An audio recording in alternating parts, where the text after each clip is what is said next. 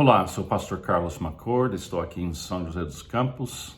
Está na hora para nosso estudo no 1 João, capítulo 5, versículo 1 a 3. Estamos chegando no fim dessa carta tão preciosa. Eu vou ficar com muitas saudades dessa carta.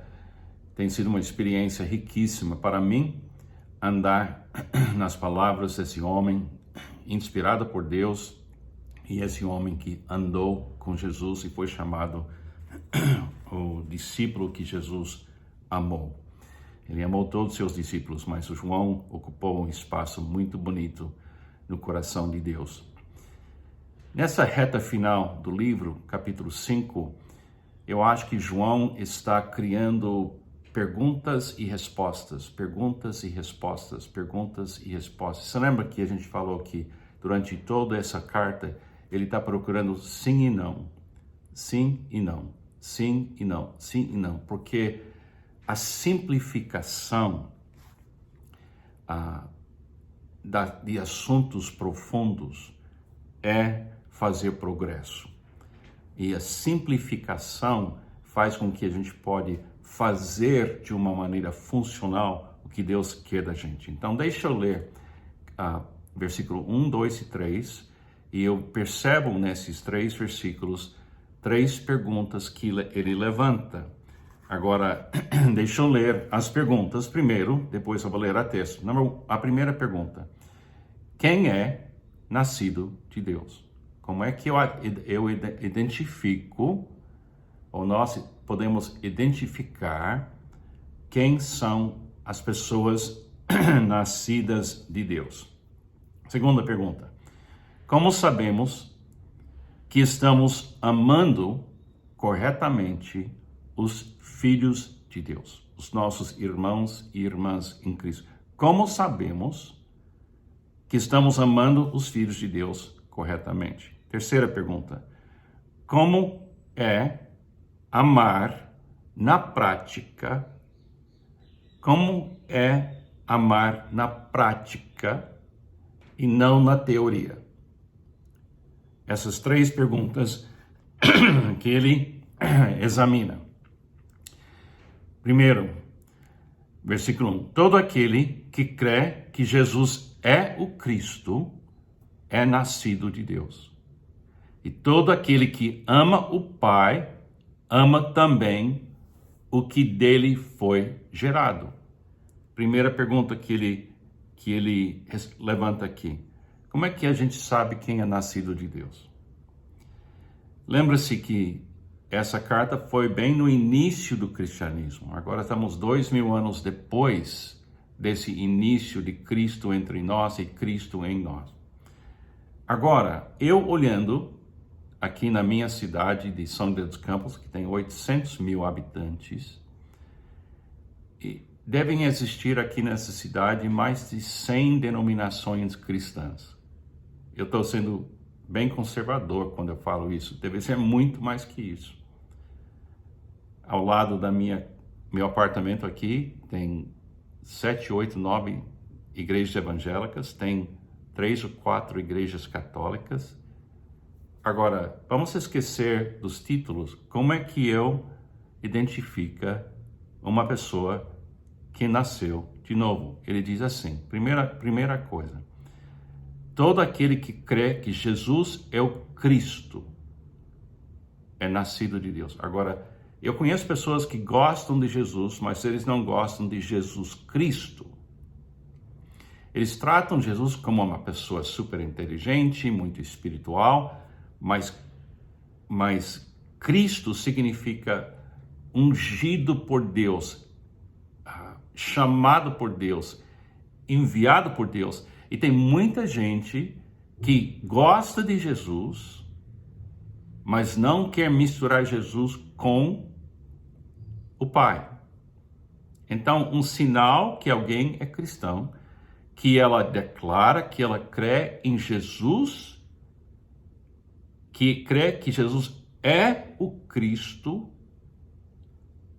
e o Cristo é nascido de Deus, e todo aquele que ama o Pai ama também o que dele foi gerado. Então, Você sabe que alguém é uma pessoa que nasceu de novo, é nascido de Deus, quando ela ama simultaneamente Jesus Cristo, o Pai que enviou ele, e quem Cristo e o Pai amaram, nós também amamos. Então é uma união do Filho enviado, ungido para nos salvar. Então a gente não tem esse problema. Eu gosto de Jesus, mas aquele pai do Velho Testamento me assusta. Não. Se aquele Deus do Antigo Testamento que assustou você é o mesmo Deus que acalmou você quando você entendeu que Jesus é o Messias, Salvador do mundo. É o mesmo Deus. Você não entende o que ele estava fazendo no Antigo Testamento, mas em Cristo você entende que o coração dele é puro e sempre foi e sempre será puro. Você identifica uma pessoa que é nascida de novo, se você vê que ela está entendendo quem é Jesus, o amor do Pai é a mesma coisa, e esse amor deve ser manifestado aqui no mundo, começando a partir daquelas pessoas que já nasceram de Deus. Aqui na cidade onde eu vivo, eu deveria amar qualquer pessoa que passa por essa avaliação. Essa pessoa crê que Jesus é o Cristo? Sim. E ela ama também o Pai, como ela ama o Filho? Sim. E ela dá manifestação que ela também ama quem Deus ama. Então eu posso descansar que essa pessoa é nascida em Deus, de Deus. Porque essa união de pensamento, crença e ação, só Deus pode produzir. Poderíamos conversar mais sobre isso, mas vamos lá. A segunda pergunta, o versículo 2. Assim sabemos que nós amamos os filhos de Deus, amando a Deus e obedecendo aos seus mandamentos. Então, como é que eu sei, como é que nós sabemos que nós amamos os nossos irmãos? Ele fala, é assim, assim sabemos que amamos os filhos de Deus. Todos esses que já identificamos na primeira parte do primeiro versículo. Amando a Deus, estamos tranquilos com Deus, Pai, Filho, Espírito Santo, e amamos a Deus, estamos totalmente entrosados em amar a Deus, e a gente manifesta que amamos Deus obedecendo os seus mandamentos, entendeu? Como é que eu sei que eu amo de quem Deus ama? Os filhos de Deus. Quando eu deixo Deus mandar em mim tudo que combina com o projeto de amar sem parar, entendeu? Eu sei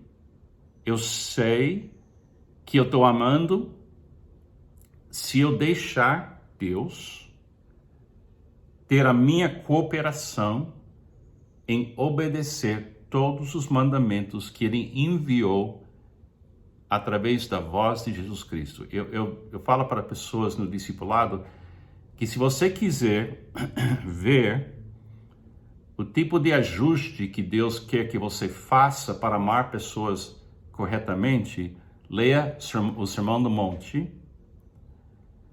e veja se no seu coração você está disposto a ouvir os mandamentos de Jesus e colocar os mandamentos em prática. Se você está dizendo, não, eu amo Deus, eu amo Jesus, eu vou para o céu, mas essa coisa de virar a face, essa coisa de andar uma segunda milha, essa coisa de sim, sim, não, essa coisa de não ter uma mente dividida, de amar o meu vizinho como amo eu mesmo, não, eu não quero ajustar. Aí você tem sua resposta. Porque você vai ter que ajustar tudo que não combina com Jesus. Isso é um processo. Eu ainda estou no processo, mas eu quero. Aí a diferença. A terceira coisa, rapidinho aqui. Como é que fica, como vai ser minha vida se eu fazer isso que Deus está querendo, que João está falando aqui? Ele disse assim, versículo 3, porque nisto consiste o amor de Deus, em obedecer aos seus mandamentos. Se você não quer alinhar com Deus, então você tem que parar e lidar com Deus. Ouvir Ele, especialmente a voz de Cristo. E os seus mandamentos não são pesados. Como é que você sabe o que é amar na prática, no mundo real? Que está dando certo. É quando o que Jesus e o Pai exigem de você para de ser uma coisa pesada e se transforma numa coisa leve. Na comunidade Igreja Batista Memorial de Alphaville, onde eu sou um dos pastores, o lema da igreja é uma igreja profunda, leve e funcional. Uma igreja profunda, leve e funcional. Leve. Jesus, tome sobre vocês o meu jugo, aprenda de mim, porque eu sou manso e suave, e o que eu estou colando sobre você, esse jugo, é leve. Você sabe quando você está alinhado com os mandamentos do Pai, do amor do Pai, do Filho e do Espírito Santo, quando amar não é mais obrigação, mas é uma oportunidade, e quando você vive essa oportunidade, cria-se dentro de você uma sensação de leveza. Se você está amando corretamente, tem um preço para pagar para amar. E nem todo crente é fácil amar, e certamente os seus inimigos não são fáceis de amar. Mas quando você chega no ponto que você pode amar e até sangrar um pouco ou sofrer um pouco, mas seu coração está leve, você está no caminho de Jesus Cristo. Você está naquele caminho estreito e você continua,